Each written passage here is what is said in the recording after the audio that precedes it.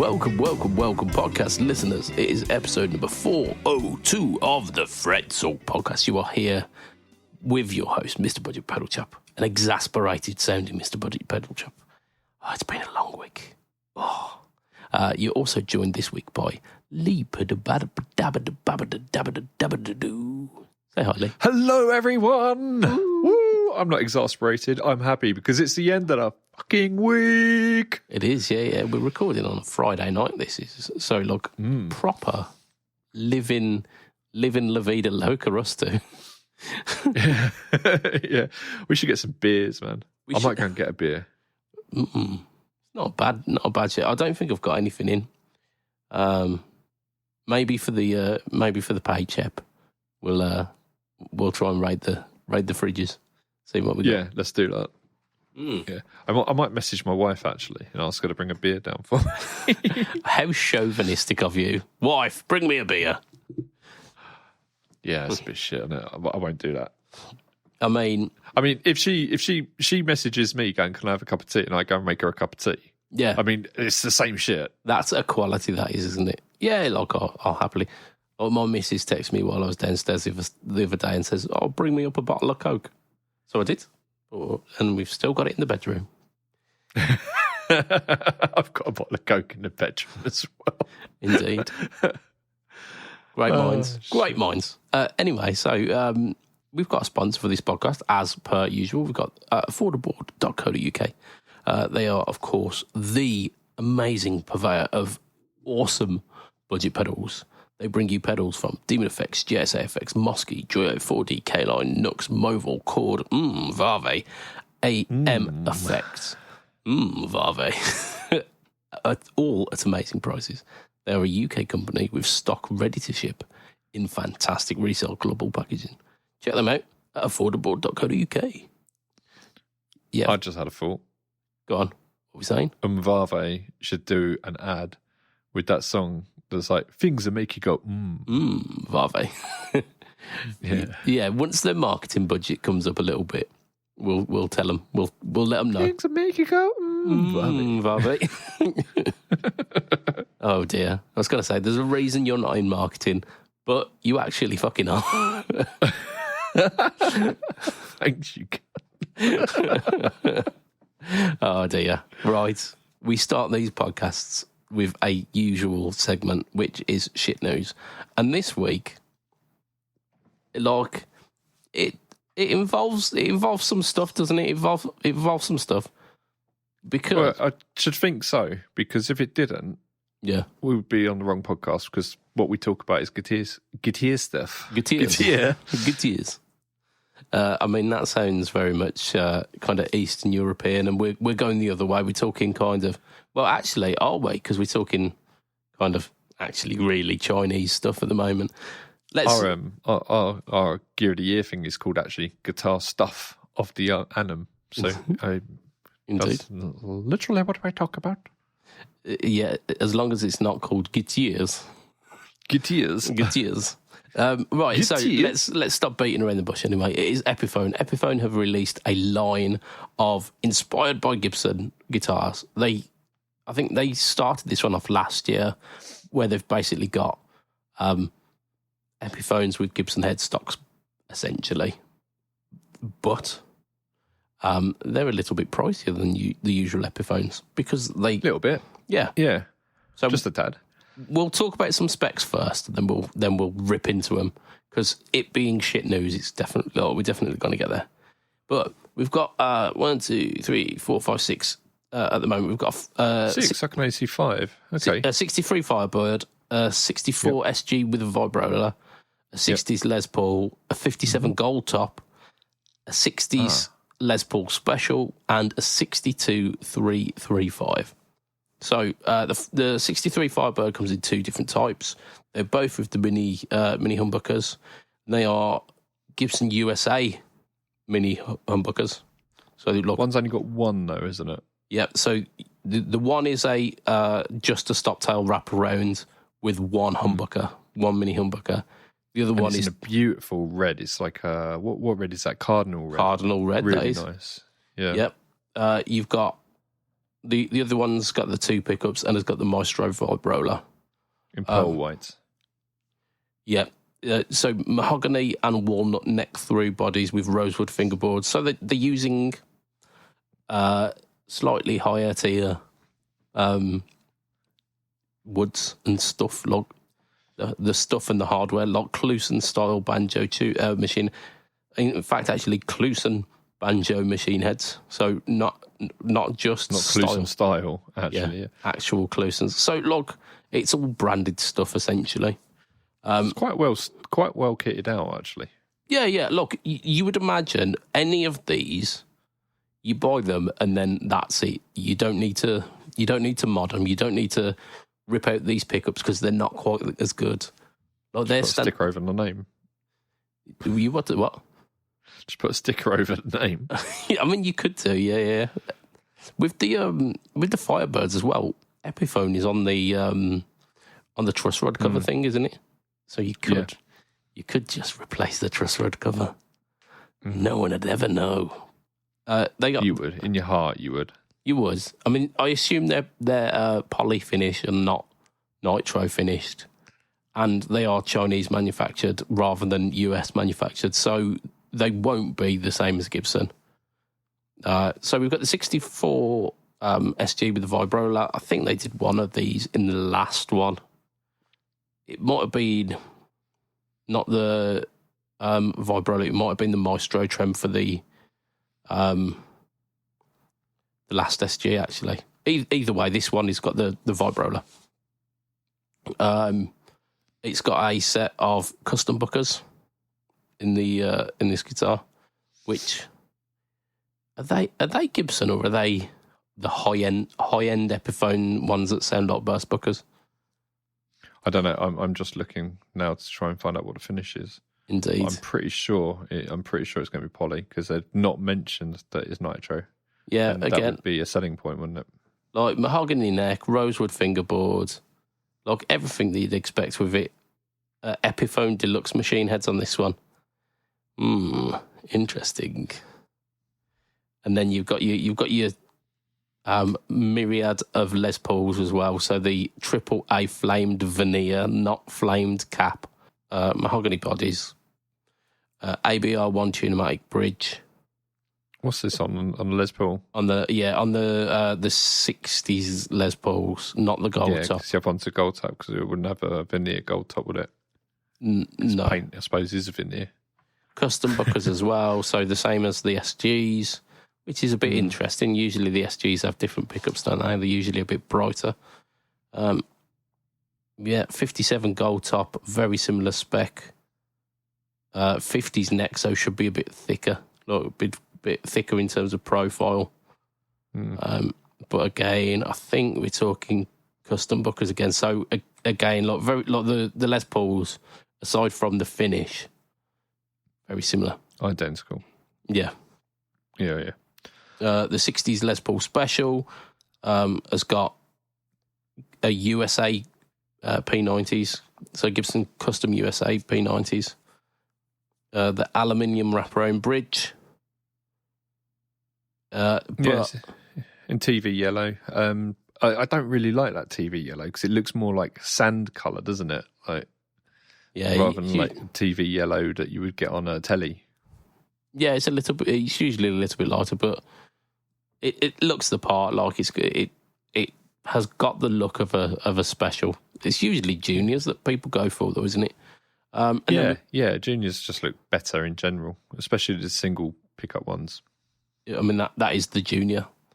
The specials. Yeah, I suppose. Yeah. And then we've got the 335s, which are what have we got? Slim taper necks. So the slim taper necks.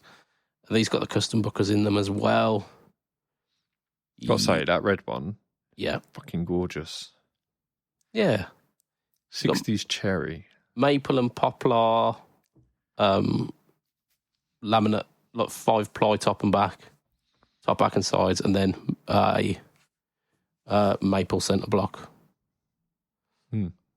Custom buckers. Like the fact that this is ridiculous. The 335 is the cheapest.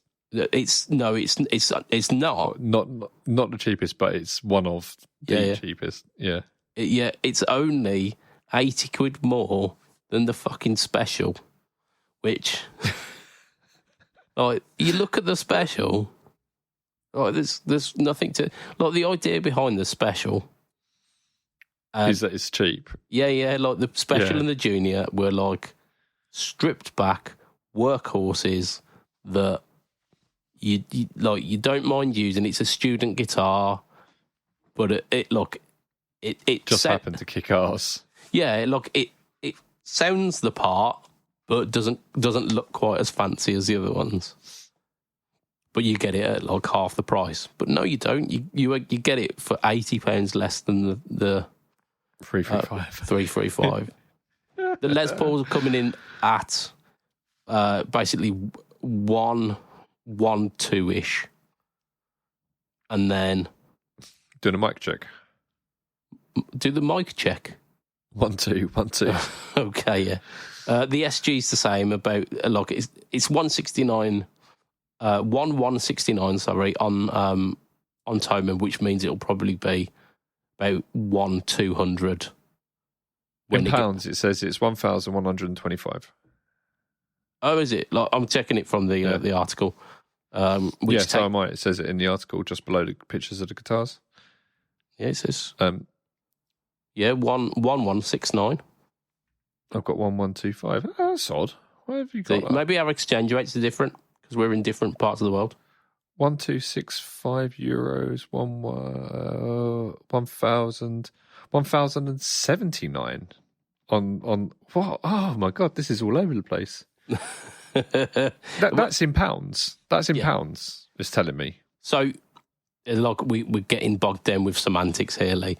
It's about 1,200-ish for the Les Pauls and the SG. The single pickup Firebird is a very similar price, but then the double pickup Firebird is 1.5, which is fucking ridiculous. Absolutely ridiculous.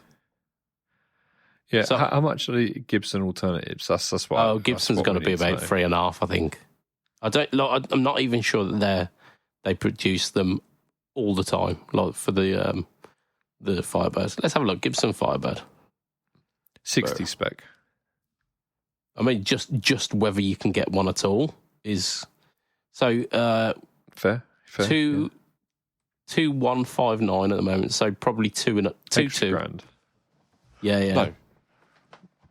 But yeah, I mean, But that's going to be like the real deal. That's going to, Oh, here we go. So if you want one that's the same spec.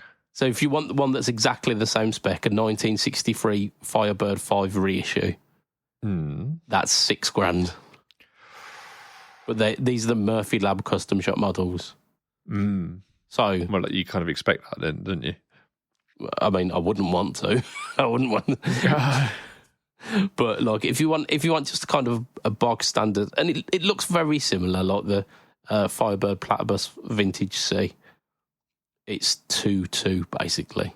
So you're paying an extra like 700 quid for Gibson on the headstock, for American made, for nitrocellulose lacquer as well. Yeah, I mean, is it worth it? I mean, yeah, okay. If I had the choice out of two, I'd take the Gibson. Yeah, if I'm spending that much on a guitar, I'm not then going to buy something that's got, and let's face it, a lesser thought of brand name on the headstock. Yeah, because you're not going to get your money back on it. It's going to make it take you longer to get the to get the Gibson. Yeah, Gibson. Well, it depends. Like some of the Epiphone lines have held their value. Like the Joe Bonamassas have gone up since. I think there'll be a harder thing to sell though. I think you'd be waiting longer to sell it. Yeah, I've just had a look. It does go up. Just out of curiosity, I've had a look at a Gibson Les Paul special, not the Epi. It's not the double cut like the Epi is, but it's the single cut version. $13.90. What? So you're paying an extra like 150 quid? No, it's an extra 400 quid, and you get $13.90. Oh, okay, $13.90. Okay, so yeah. no, it's about an extra 250, 300 quid. Well, if we're saying it's around 1,200. No, the special was $9.99. Special was many prices. Oh no, that was the Firebird, wasn't it? Yeah, so yeah. The special was $9.99, and then the Gibson version is an extra 400 quid. I've got the price of the special. Oh no, that's not a special. Sorry, my mistake. Yeah, I've got $9.90 for the special. Yeah. I checked it on Anderton's because Toman tends to be a bit more expensive, and I got it for $9.99. So, an extra 400 quid. You get the Gibson version. You get the nitro finish. You get potentially better choices of wood because they're Gibson Select choices of wood rather than Epiphone. That'll do wood. And when you go to an open mic night and your friends are there, they know what you've got. Yeah. With either guitar, they know what you've got. Yeah. And they'll, What are we saying about these Epiphones then? Well, I think they're a bit expensive for Epis, but given how much the Gibsons are, I can see some justification for it. And given what's happening with tariffs and that sort of thing, stuff coming in from China to America, I bet the prices are much higher there. So, not for me, but I bet there's an audience out there for them. Otherwise, I wouldn't make them. I'm almost the complete opposite end for this. I think going an extra 400 quid for a Gibson version of one of the guitars that the Epiphone are trying to. Yeah. I wonder how much the authentic 60s version is. And does Gibson and does Epiphone make a version of that cheaper guitar? Because they probably do. And if you're comparing apples with apples, that one is cheaper. Epi probably have a cheaper version too. Yeah, they do. They definitely do. But that jump from if you don't really care about it being a 60s version, you just want a special, then I mean you might as well get the Gibson. Yeah. I mean realistically, and let's call it as it is. If you are buying one of these Epiphones, you're buying it because it's got the Gibson headstock. You're buying it because it's pretty fucking close to the original. Because they've got the Gibson parts and the Gibson open book headstock. You're buying it because you're like, this is as good as a Gibson. But you're pretty much paying Gibson money now. So you might as well buy the Gibson. Do you know what? I don't think these are the sort of guitars that you buy, you go online and you find that it's come out and you're like, oh, I really, really wanted that. The way you buy these is you go into the guitar shop and you're like, I don't really know that much about guitars, but I really quite like it. And then someone goes, well, this one is actually a little bit cheaper than this one, but it's got this, it's got this, it's got this, it's got this. And they sell you all the things on it.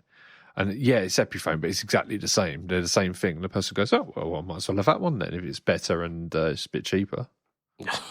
And that's how you buy it. I'm not sure there's many sales that go on like that for like grand plus of guitar. I absolutely am 100% sure there are. Like people who've got quite a lot of money, you're like, midlife crisis. Here we go. Yeah. And like, to be fair, they're probably really decent sounding instruments. They're mostly Gibson parts, so they're probably going to sound all right. But they're shit news of the week because they're really fucking expensive. Like, get it. Did we mention the one that's 1,800 quid? Yeah, the Firebird. We definitely did. I thought you said it was 1,500. Yes, it is. Yes. Oh, okay. Yes. You said 1,800 earlier, so sorry. Yeah. I mean, it's close enough, isn't it? It's close enough. Right, okay, let's move away from this. Let's talk about something exciting. What have we got? What have you been up to this week, Lee? Because mate, I've been up so fucking much, and it's arranging my head into what thing. Let me give you an update on those cables I bought. So I bought two IEC cables. So that's the kettle leads.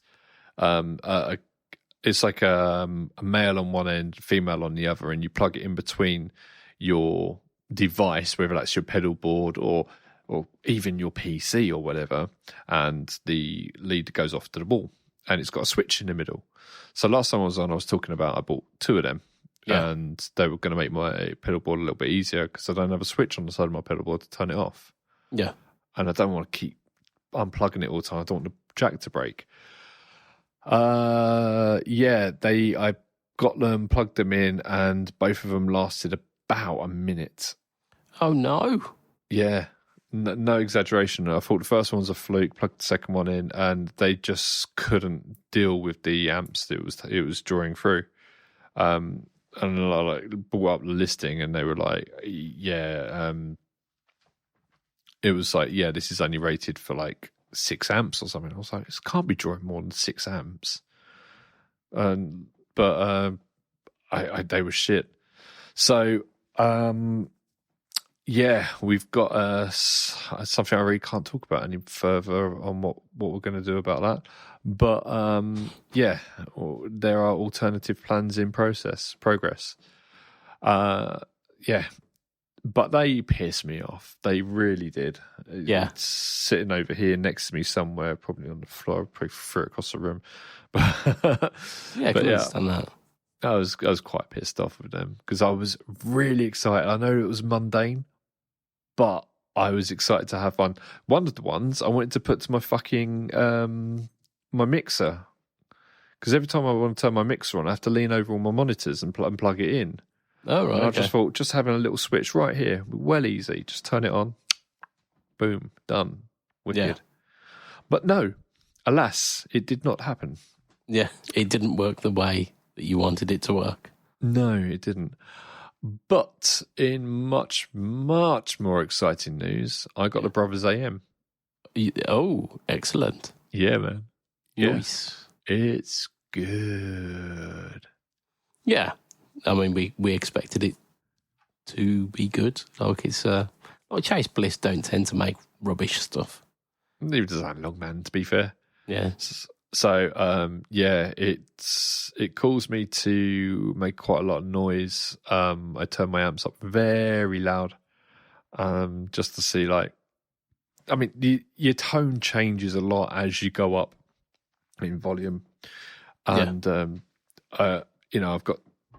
I even turned my Marshall on for this, and I normally don't do that, but I wanted to just try out a load of different sounds and with it. And do you remember a couple of weeks ago I was saying that I kind of want to move away from trying to do so much shred and be more musical and use this knowledge of modes and stuff I've got to make really nice music.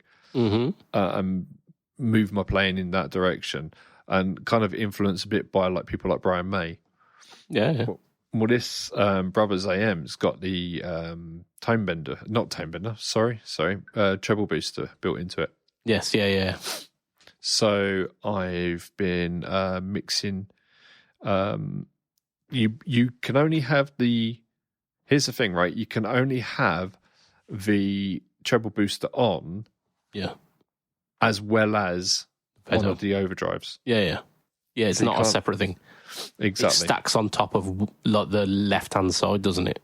Right-hand side. Right-hand side, doesn't it? Yes. Yes, it does. It sounds great, though, because when you stack it together and you're picking up the tone just a little bit, turn the presence down, because my amps don't need the presence turned up. So when I was first playing it, I turned the presence up straight away, and I was like, "Oh god, that's a bit harsh," but didn't need that. It's fucking, man. It sounds well good, and there's so many tones in it. So many bloody tones. And because you've got like the 3 different presets on there, like you can get loads of tones out of it without even having to like use a MIDI switcher or anything like that. Yeah. You've got a little switch in the middle. If you have it to the left, you've got one preset. If you have it to the right, you've got another preset. And if you have it in the middle, it's whatever is on the knobs in front of you. Oh, okay. So like 2 presets and then like real time. Live, yeah. But you've got 2 foot switches on it. So you've got right channel, left channel. So effectively, you come out of it with 6 presets. Yeah. Well, no. You got 9 because you've got left channel, right channel, and then both. Yeah. And you got that 3 times, so you get 9 out of it. Yeah, it's cool. It's cool. I mean, don't need more than 9 drive sounds, plus like it off as well. Says Mr. MIDI. Oh, I need 128 different tones for my delay pedal. Say you only really need 5 presets on each pedal, really. I've always said that. I just like to be able to switch between them with like 1 foot switch. Yeah, no, I get you. But MIDI is for children, yeah. No, MIDI's for fucking lunatics. Indeed. I do love MIDI, but it drives me mad. Yeah. One day there will be an interface that just unites it all and makes it all really easy. Yeah, does it all. Yeah, and I have ideas behind that. Okay. I mean, we'll wait with bated breath. Is there anything else you've been up to this week, Lee? What else have I been up to? Well, like I said, I plugged my Marshall back in, and that was fantastic. Played that really, really loud using attenuator on it, and I've got a rock board attenuator, and it's one of these manual ones, so you don't just select like 20 dB less.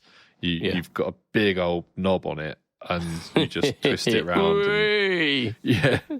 And like you can have it up proper loud, and you can bring it down. And I was like seeing like how much gain I could get in, what the difference was, and like how much tone suck as I turned it down. But the Marshall's got presence control on it as well. Yeah. So as I turned that down, I could just turn the presence control up, turn the gain up a little bit, and it basically the same sound, just quieter. Cool. So yeah, but like I say, you do get a lot more.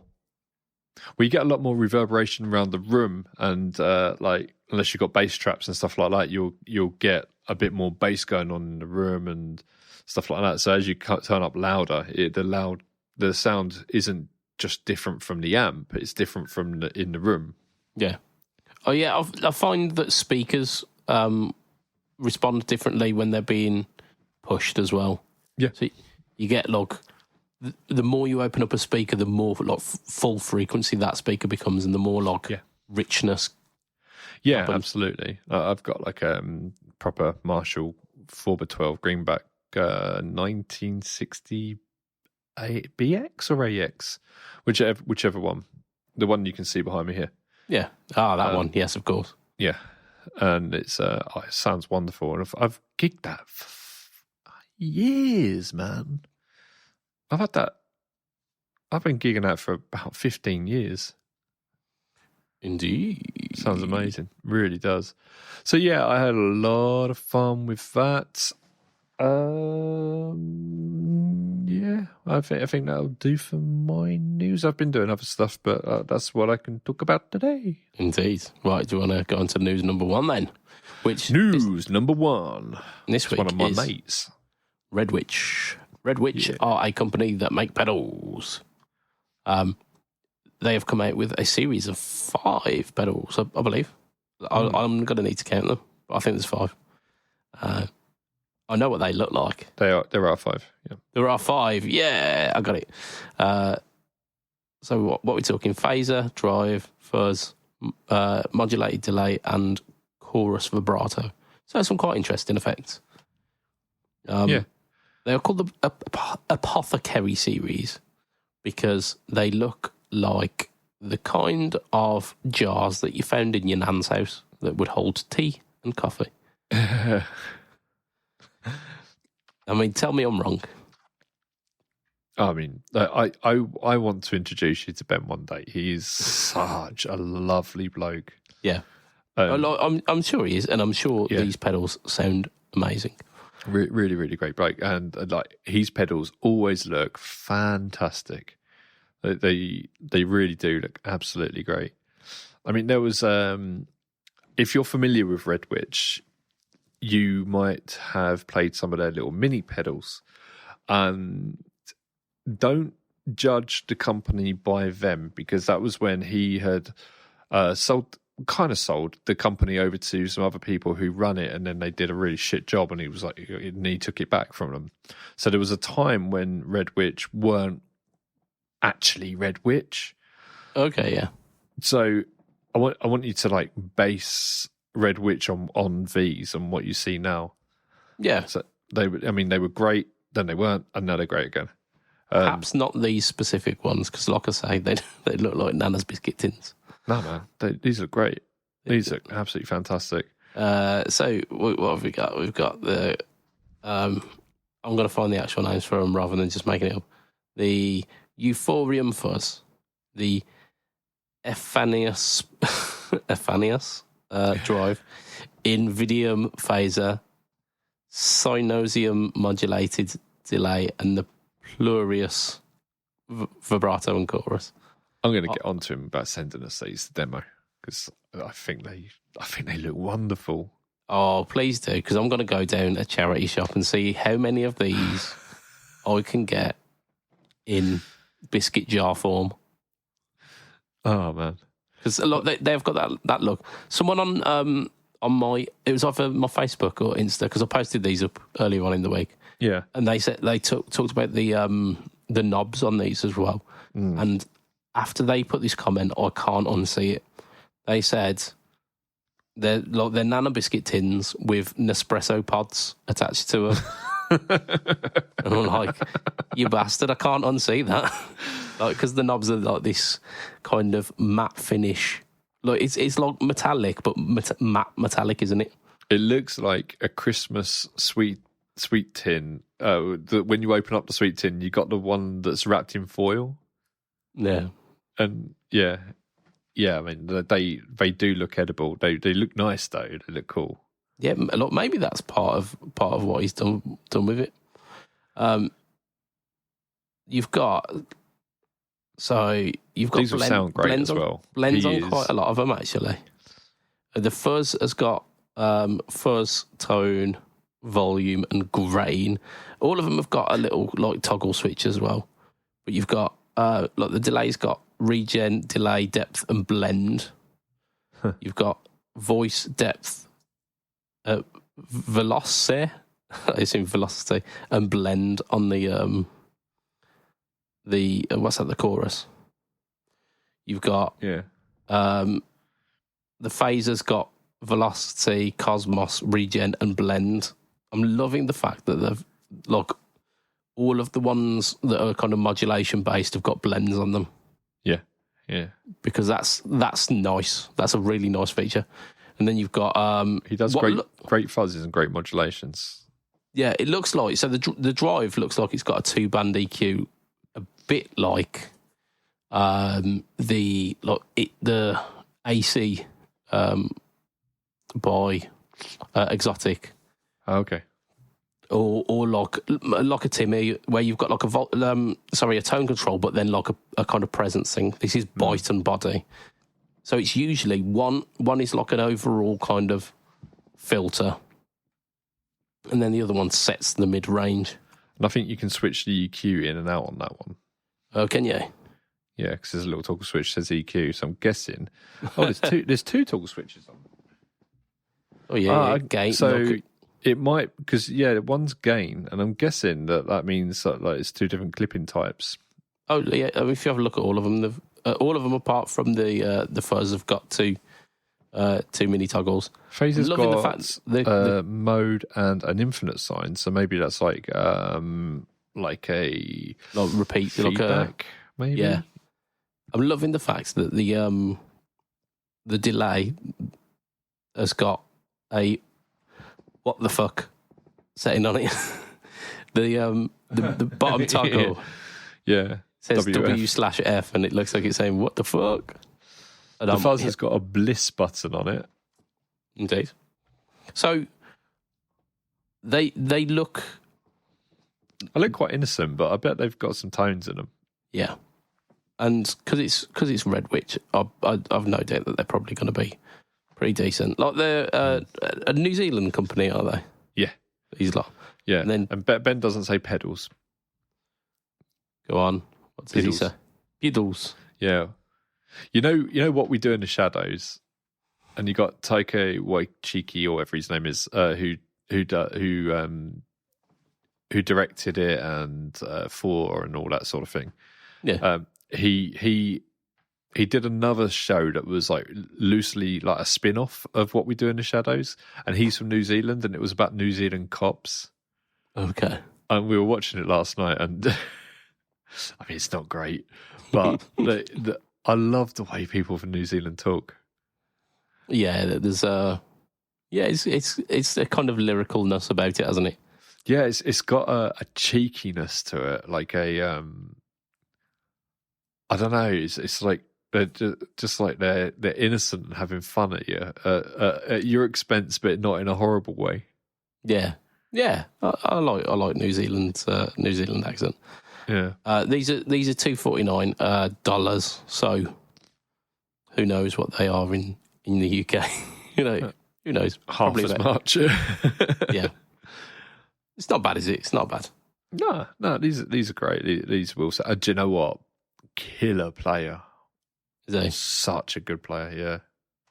Well, I'm going to talk about what I've been up to this week. What have you been up to, Sunshine? So I have done a demo for the Demon Effects Z Drive. What could that be? Z Drive. I'll give you a clue. It's got a kind of yin-yang, kind of Zen Buddhism emblem on it. It's a Timmy. Tube Screamer. No, it is a Timmy. The Zen Drive is a Timmy. It's... The Zen Drive is a Timmy. The Zen Drive is a rip-off of a Timmy. Yeah, kind of. This definitely has... This one definitely had a bit more gain to it.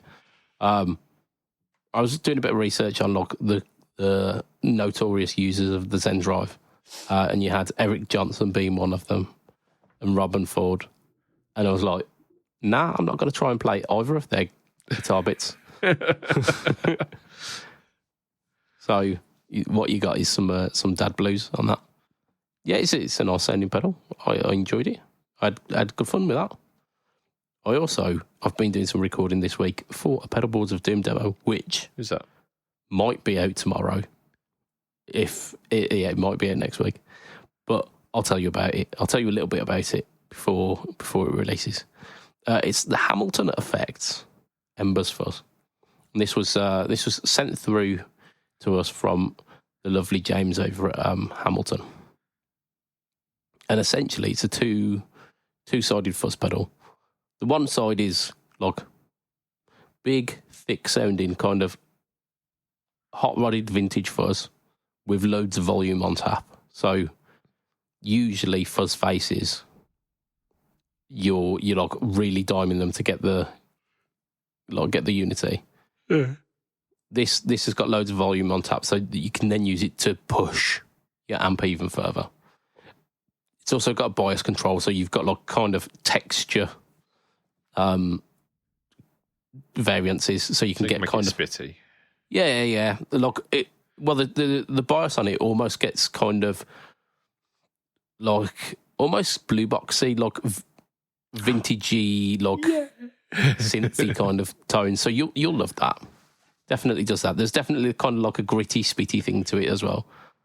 But then it's got a second foot switch, which is it's like, it says boost, I think it does. However, it is an underdrive, which works incredibly when you pair it with the fuzz, because you've essentially got a foot switch to go between. So, like where you're like dialing off your guitar volume to get those kind of glassy cleans, like pushed glassy cleans that you get with a fuzz. You've got that at the switch of a button. Oh, that's cool. Yeah. That does sound good. I look forward to watching the video, man. I haven't watched it yet. It's very nice. It's very nice. Yeah, I've been having a lot of fun with that one. That sounds like it, yeah. I keep thinking to myself that I'm bored of fuzzes, and then another fuzz will come along, and someone will send it to me, and I'm like, oh, okay, and I'll plug it in. No, I'm not bored of fuzzes. A couple of hours just smiling. Yeah. It's great. I just remembered something else I've done. Would you like to hear it? Yeah, go on, tell me.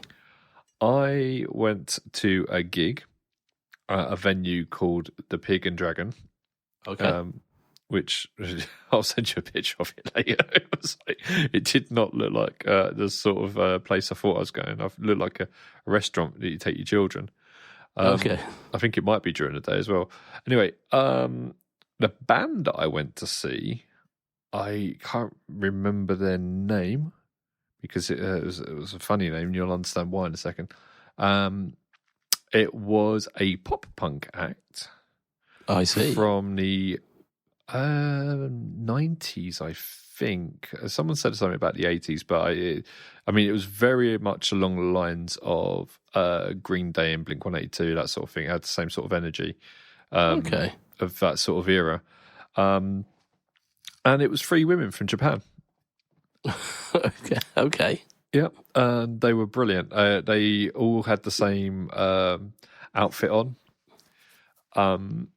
Nice. And it was like, imagine like white squares or rectangles, but like various different, like bright, vivid colours in each square. What are you doing? My computer's doing like the fan. Just ignore it, Lee. I'm just trying to reject the noise. I thought you were going that. Pulling faces behind you. So they were brilliant. The bass player and the guitarist were sisters, and they did all of the like really cheesy stuff. You know, where both the guitarists stand next to each other and they're both like down and backwards, like up and down with the guitar necks and stuff like that. Yeah. They all took turns in singing, including the drummer, and they all had great voices, great harmonies as well. I was really, really impressed with the harmonies. One of the highlights was, I know we will play, I'm not going to do it. That's really racist. I'm not going to do it. And now we will play 3 songs from our latest album. These are the names of them. They reeled off the first 2, and then the third one, she said, and this song is about some Indian tea that we like. No, African tea that we like. Red Bush. I don't know what it was called. But I was just like, okay. But yeah, everyone was having loads and loads of fun. It was a really good day out. Yeah. So that's a little gig I went to, and it was good fun. We were on the guest list. That was quite nice. Oh, really cool. Yeah. What gear were they using? Okay, yeah. So get this, right? We knew the tour manager, and I had to say to him, "Are you sure you got this right?" Because the guitarist was using Quilter, and the bass player was using a Terror. Yeah. I was like, just sure they're not the wrong way. It's like, yeah, no, they're right. And it was. I didn't even know Quilter made guitar amps. I thought they just made bass amps. But yeah, they had a Terror. The Terror bass looks just like the Terror guitar head. And and the Quilter just looks like a Quilter. And I was just, I was really surprised. The guitarist was using a Charvel Les Paul looking thing. It was sparkly. It really suited what she was playing, but apparently they were loaner guitars. But they weren't the sort of band that really gave a shit about their gear. Okay. On the floor, she had the guitarist. They both had a tuner each. The bass player only had a tuner. The guitarist had a BD2. So, and some fuzz that looked like a big muff, but it wasn't a big muff. She had something else. I can't remember what it was. Yeah, it was interesting. It was it was good fun. It's really loud, and yeah, had a lot of fun. Nice. Yeah. Right, let's do. I reckon final bit of news for today, because I think we're approaching time. I don't know. It's hard to tell, isn't it? Just don't know. Yeah, I'm a bit torn between these two. I think the pedal. Yeah, I was kind of leaning towards that. Right, so Catlin Bread are a company that make pedals. They definitely make pedals. They have made a pedal called the Wake Chorus. It is a dreamy chorus with a sub-octave. This sounds very much like it is up your street, Lee. They've done a couple of sub-octave things, but a chorus with a sub-octave, that turns me on a little. Excuse me. Well, you do say that chorus sounds wet, so... Hey. Nice. Yeah, Catlin Bread's inspired by, like, The Cure, My Blue Valentine. My Blue Valentine? Bloody Valentine. Yes, that's better. Cocktail Twins, is that? Cocktail Twins. Yeah. Cocktail. Like 80 sounds, draining chorus and flanger, basically. Yeah, so you've got mix, depth, rate, and octave. Nice. I'd be interested to hear this one as well, because I've not actually got to hear this one. Yeah. Interesting choice of mixing the two as well. Pedals Digital, it does polyphonic as well, so it's not a glitchy boy, not a kind of OC2 sounding octave, but one that will track very nicely. It's like the sub has like a wobble to it because of the chorus, because of the rate on the chorus. Yeah. So the sub is like, while you've still got the sparkle on top. It's quite nice. You a fan? Does it sound like water? Does it sound like a wake? I would say it sounds like water in a cave. Okay. Interesting. Yeah. I'd like if I was using the word wake, maybe cave log water. Yeah. Yeah, I think that's pretty cool. Actually, I like the graphics on it as well. It doesn't say to me chorus, apart from obviously the little yellow picture of the yellow writing does. There's a little picture of an old diver's helmet. You know, one where it had like 4 windows, yeah, 3 windows, the big brass ones. Yeah, like big brass like tub that you put on your head, and it's got like you say, the windows. And it's blue. Choruses should be blue. That's fair. But then it's got kind of like just polygons on it as well. Random polygons. Yeah. I'm interested in that. Oh, excuse me, I had a shiver. I'm very interested in that. That's cool. I don't like it's got the jacks on the side, but it is a fairly small pedal. It's a standard size pedal. It's about MXR size. 199 quid. It's also got a dip switch inside for buffered and true bypass. Oh, nice. Okay. Cool. I reckon we can get through to that final one because there's really not much to say about that. It does sound nice, yeah. Right. So Mua. You tell me about Mua because you're a big fan now, aren't you? You tell me about this. It's a jazz bass, basically, isn't it? Essentially, yeah. So disco flavored. Yeah, jazz bass. Yeah. I don't know. It's like kind of metallic, sparkly blue. It's got the block inlays, which I think is really cool. I do too, actually. I like them on the bass. Yeah, I mean it's got a look, hasn't it? It's got a look. On the surface, not really all that much different from any other kind of jazz bass. No, it looks jazz bassy. Has got like metallic blue finish, kind of off-white pick guard, which matches the metallic blue quite nicely because it doesn't then super stand out. However, it has got a roasted maple neck and fretboard. Yeah. Which is pretty... Yeah. But that's cool. Poplar body, which... Popular choice, isn't it? Oh, dear.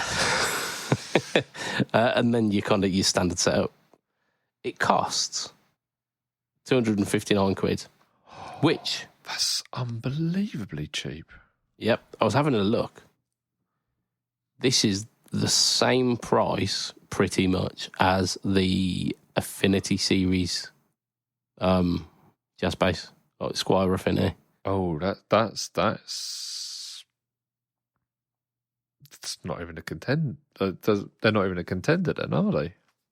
Well, it depends how good these Moors play. Because I've not, realistically, I've not played a Moor instrument. They've been doing it for long enough now that I would expect that they're going to be good. Because they've been doing it for 3 or 4 years now. They've upped the production from kind of tacked on to their pedal line to no, here's the GTRS line. We're making some serious instruments. This doesn't have any of the electronics in it, does it? No. This is just a jazz bass. They made some HSS Strats at the end of last year, which were about, I think they were about 179 with roasted necks, I believe. And then, without any of the fancy gubbins, they were just kind of Moor branded Strats. I'd be interested to try one of these. Not necessarily the jazz bass, because it's got 4 strings, and I don't think anyone needs that in their life. But I'd be interested to try one of the Moor guitars, and kind of. I was thinking about getting one of these over to you if we can. Yeah, I'd give them a go. Yeah, we're in talks with Moor, aren't we? We're having a bit of a chat with them and seeing what's going on. Because, since when they first came on the scene, they were the mini pedal manufacturer, weren't they? They were the one. Yeah. The one that were doing that. And it's kind of what all the other mini pedal companies want to aspire out after, is start like that and then end up as what Moor are today, I guess. Yeah, because they've all but moved away from that mini pedal game. They moved on to the I think they're called the X series, where they had kind of Boss style pedals, Boss sized pedals, should I say, but stereo in, stereo out, and had 7 presets on it. Yeah, they were good, setup, but I never got my hands on one. Yeah. I mean, they did a bunch of them, that controversial pedal that they had, the Pure Octaver, but they had the Pure Octaver X2. They had an IR loader. They had a two-sided reverb. I think they had a bunch in that line. They also had the Devon Townsend Ocean machine as well. That sold like hotcakes, that thing. Yeah. And that really put them on the map for, no, actually, we're serious about this. Which was cool. And then since have been going on from strength to strength, haven't they?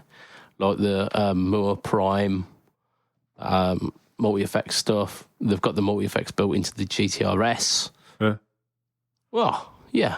Yeah, and their multi-effects game is brilliant now. Really, really high. Really, really good. And they're doing updates to their multi-effects now, so they've got you've got the ability to capture, and that makes their multi-effects, with capturing possibilities, some of the cheapest in the game. Yeah, a bit like Sonic 8 were doing with the NAM thing. Yeah, or the Pocket Master and their NAM loader. I'm really hoping that they're working on getting that to the Matribox and the Matribox 2 and 2 Pro. Shall see. Maybe it's for the next lot that comes out. Yeah, like Matribox 3 now with NAM. Oh, that'd be brilliant. NAM. Release that NAM. Yeah. Can I get one? No, ma'am. No, NAM. Right, I think that's where we're at.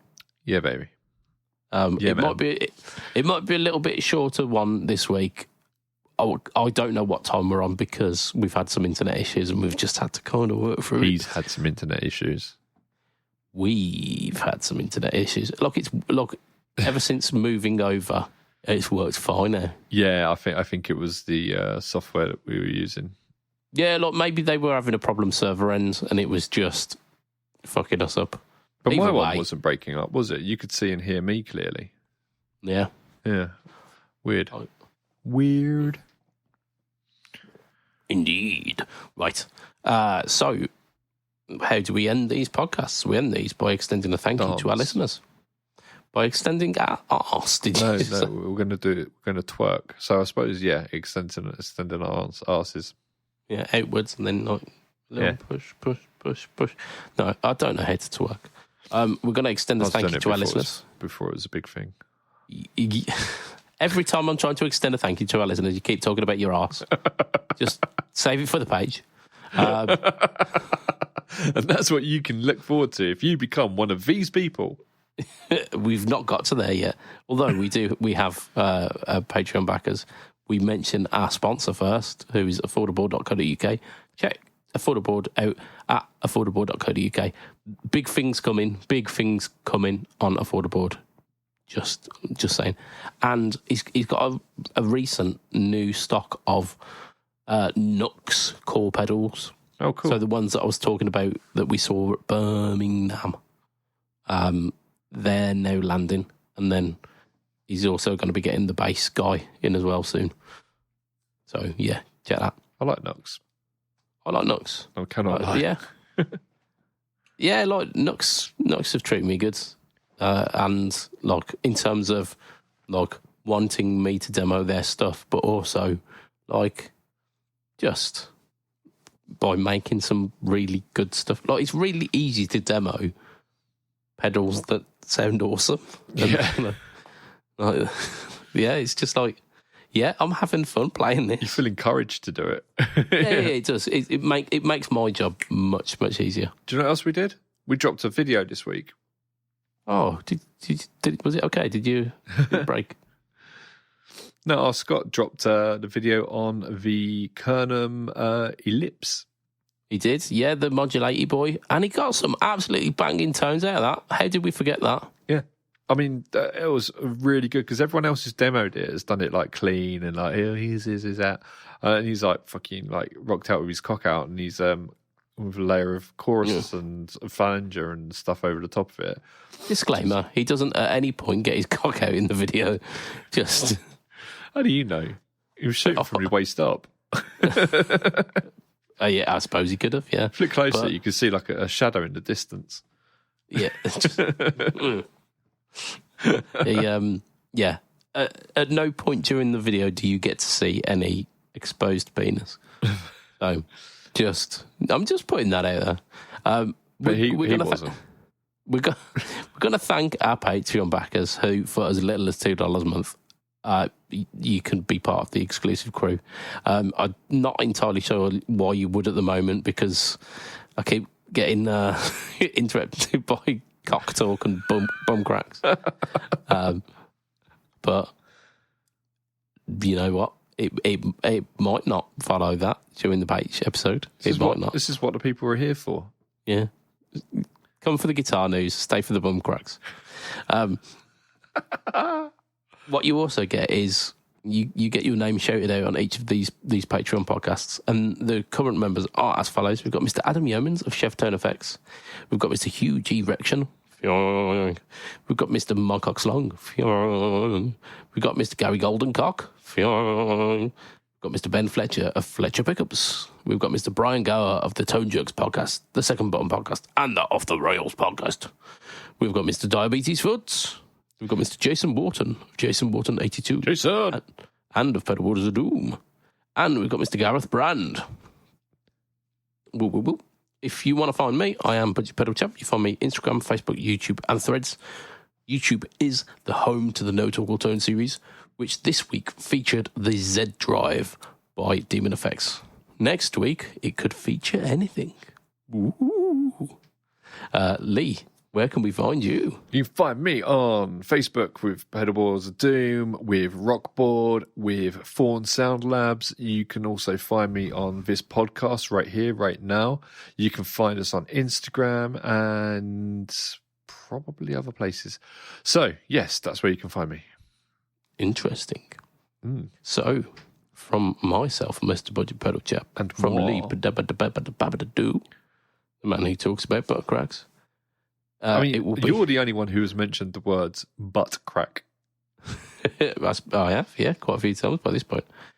It will be a tatty bite, and good night for this week. Goodbye, Ollie. Bye. Bye.